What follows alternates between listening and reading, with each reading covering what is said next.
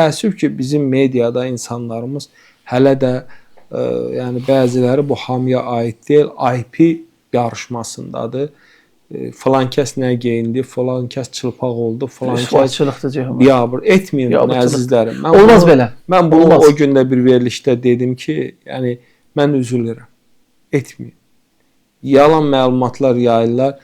Məsələn, bir yalan dəqiqləşdirilməmiş məlumat gedir. Sayt bunu verir, yalandan dövrəyə buraxır. O da ondan götürür, bu da bundan götürür. Məsəl üçün, mən sizə başqa bir məsələ. Məsələn, İsa Həbibbəyli 20 yanvarda çətir məsələsi. Bunu bu dərəcədə qaldırmaq, gündəmləşdirmək, bu dərəcədə, bu səviyyədə müzakirə yaraşırmı bizə?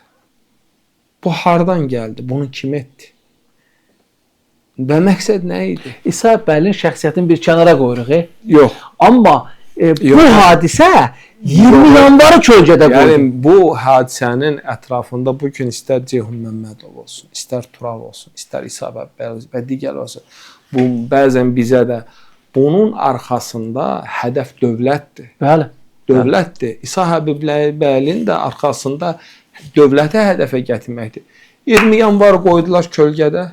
Ancaq onun Səfərin çəkimindən danışdıq. Etməyin də bunu əzizim. Bu məqsədli bir məsələ. Siz buna getməyin. Oldu, bəli, biz onun şəxsiyyətini demirik, düz edib, düz etməyin. Bunlara qiymət verildi.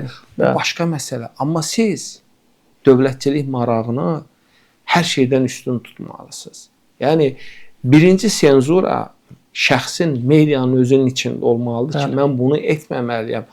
Ola bilər bir yalan məlumat yayım, 100 min baxış toplayım, amma dövlətə də elə bir zərbə vurum. Və bugün bu olur, bunu etmək olmaz, buna getmək olmaz. Bizim o qədər yaxşı mövzularımız var, qlobal mövzularımız var. Falan kəs soyundu, falan kəs geyindi, falan kəs... Yəni, biri çıxır, ağzına gələnin birini danışır və bunu verirlər. Etməyin də. Soyunub geyinənləri müzakirə etməməliyik. Azərbaycan dövlətinin, Azərbaycan xalqının əleyhinə təbliğat aparanları müzakirə etməliyik. Onlara argumentlərlə cavab verməliyik. Yəni, bəli, siz nə etmək istəyirsiniz? Sizin məqsədiniz nədir? Sizin elə bu sahədə siz demişkən yaxşı iş görmək. Siz gedin ona qarşı çıxın. Gedin ona edin. Yəni, siz bu cür informasiyaları verməklə gəncliyin də əxlaqını pozursunuz, tərbiyəsini pozursunuz. Əsas hədəfi və məqsədi yayındırırsınız. Yəni, bu belə olmalı deyil. Sən get bunun açıqlamasını ver də, sən get o qədər gözəl mövzular var, o qədər gözəl məsələlər var. Yəni, biz milli mənəvi dəyərlər tamam unudulub, arxa plana keçəcəyəm mən. Yəni, Azərbaycan prezidenti dillə bağlı məsələ qaldırıb. Görün, dil məsələsini müzakirə edən varmı? Yoxdur. Heç biri. Niyə etmirik də? Niyə, yəni, bu kampaniya xarakterli bir şey olmalı deyil. Bəli. Prezident üzərinə düşəni etdi, özü də 2-3 dəfə etdi. Ya, baxın. Uzaq hədəflərə hesablanmış açıqlamalardır bunlar. Bunlar bugün üçün açıqlamalar deyil. Gələcəyə hesablanmış açıqlamalardır. Günəyə hesablanmış açıqlamalardır. Bizi gözləyən təhdidlər var. Bu təhdidlərə qarşıdır ki, biz bu təhdidlərə hazır olmalıyıq. Sən dilini unutmusansa, mənəviyyatını unutmusansa, əxlaqını unutmusansa, səndən millət olmayacaq. Biz bunu dərk etməliyik və ona görə də kim nə yedi, kim nə içdi, kimin çətirin, kim götdü, kim nə etdi. Əzizim, bir informasiya gedə bilərik, amma etməyin də.